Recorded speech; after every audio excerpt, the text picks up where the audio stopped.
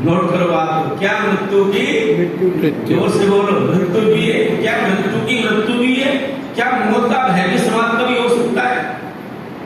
एक बात यार, जिस व्यक्ति ने मृत्यु के भय को समझा उसने अमृत की तलाश की। हमें मृत्यु का भय उतना नहीं सताता जितना ज्ञान सरस्वती को नहीं सताता। मूल शंकर को 16 वर्ष की आयु मृत्यु का भय लग गया। मतलब चाचा की मृत्यु 18 वर्ष की आयु में, तब उसको लगा कि मृत्यु सबको मार देते, ऐसे उपाय करो जो मृत्यु के दुख से बचा जा सके। हे दुख मना का तुम्हें आने वाला दुख है, जो हे है इससे कैसे बचा जाए? गौतम के जीवन को देखते सिद्धार्थ के, वो मृत्यु के भय से बचने के लिए तोड़ने की मृत्यु का भय बहुत बड़ा है। ऐसा भय यदि कभी हमें प्रतीत हो जाए, रोजाना मृत्यु को देखते तो हो पर विचार नहीं करते। जिन्होंने विचार किया उन्हें मृत्यु के भय से बचने का उपाय किया। हे याज्ञवल्क्य, क्या मृत्यु की मृत्यु भी होती है? बोले हाँ।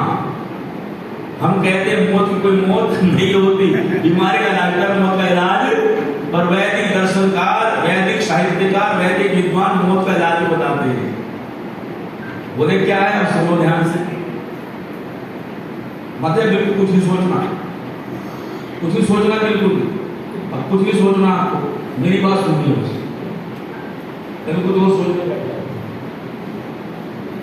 अगला ध्यान दें, मृत्यु का उपाय क्या है? तो याज्ञवल्क्य कह रहे हैं सुनो, अग्नि सबकी मृत्यु है, अग्नि सबको, पर अग्नि की मृत्यु जल है, जल उसे भी बुझा देता है। इसलिए मृत्यु की मृत्यु ऐसा मत कहो। और मृत्यु की मृत्यु क्या है? बोले अमृत ही मृत्यु की मृत्यु है।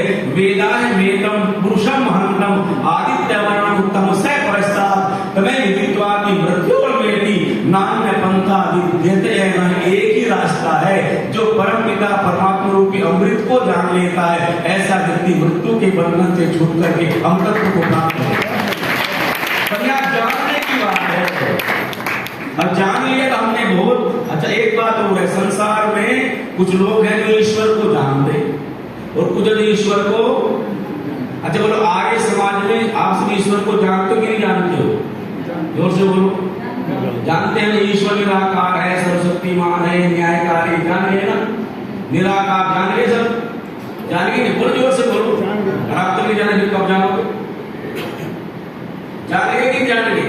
पर एक बात कह दूं, बहुत महत्वपूर्ण बात बोल रहा हूं, शायद आप किसी को वैसे लग भी सकते चुगने जैसे, और मैं इसलिए बोल नहीं रहा हूं, चुगने के लिए बोल रहा हूं, वैसे कह रहा हूं। जो दुनिया में ईश्वर को मानते हैं वो जानते हैं, और जो जानते हैं वो मानते हैं। बहुत सुंदर, बहुत सुंदर। ये बात आपको अजीब लग सकती है। जो जानते हैं वो मानते हैं। आप जानते हो ईश्वर न्यायकारी है, सबके कर्मों का साक्षी है, सबको हर समय देख रहा है। इतना जानने के बाद भी पाप कैसे हो जाता है आपसे? जरा सोच के बताओ। फिर दूसरे के प्रति ईर्ष्या मन में कैसे आ जाती है? जब परमात्मा सबके कर्मों का साक्षी है, फिर दूसरे की चुगली की भावना कैसे मन में आ जाती है? बताओ तो सही। जब सबका साक्षी भगवान, दूसरे की वस्तु को रखने की इच्छा कैसे पैदा हो जाती है? यदि आप ठीक प्रकार से भगवान को वैसी जान गए जैसे अन्य चीजों को जान, तो आपका कल्याण हो जाएगा। कैसे? आप अपने घर के तीसरी मंजिल पर खड़े हो, आप कभी वहां से कूदते नहीं, क्यों नहीं कूदते हो कभी? आपको पता है कूदूंगा तो मेरी टांग, ये ज्ञान पक्का है कि नहीं? आपको ज्ञान पक्का कच्चा बोलो? ये ज्ञान बिल्कुल बोल दिया करो, ये ज्ञान बिल्कुल। और बिजली के तार हैं और बिजली है भी नहीं, तब आप उसको छूते नहीं, नंगे तार को पता कब आ जाए इसका पता आपको सब थोड़ी है। क्यों नहीं छूते? आपको तत्व से बोध है, बिजली के तार छूने से मृत्यु होगी, कूदने से मृत्यु होगी।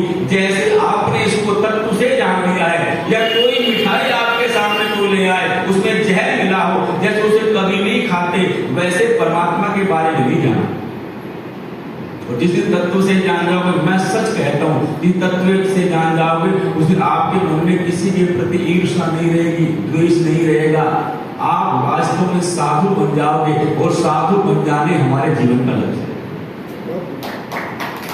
आप थोड़ा सा बस परमात्मा को साक्षी मान लो, ईश्वर की आध्यात्मिक प्रवेश करने का सबसे पहला साधन, मेरे बच्चे बैठे ध्यान देना बेटा, परमात्मा को साक्षी मान लो। परमात्मा साक्षी केवलम निर्गुणस्य, परमात्मा हम सबका क्या बोलो, और परमात्मा एक जन्म का साक्षी नहीं है। जल्दी बोलो, सैनो बंधु जनिता सहिधाता, हम में से कोई भी अपने पूर्व जन्म को नहीं जानता, ना कोई स्थान को भी नहीं जानता, पर एक है जो हमारे सब जन्मों को जानता है, सब कर्मों को, सब योनियों को, सब नामों को, और सुनो कितना जानता है वो, कितना बड़ा ज्ञान है उसका, कितना सूक्ष्म है उसका ज्ञान। आप अपनी पलकें कितनी बार झपकते हैं, इसका ज्ञान आप में से किसी को नहीं रहेगा। गिनती किसी के पास है बोलो? नहीं है। आपकी पलकें झपक आप फिर भी गिनती नहीं है आपके पास। आप अपनी पलकें कितनी बार झपकते हो दिन में, इसकी गिनती आपके पास नहीं है, पर परमात्मा इसकी भी गिनती है। तो फिर बताओ उससे बच के कहां जा सकते हो।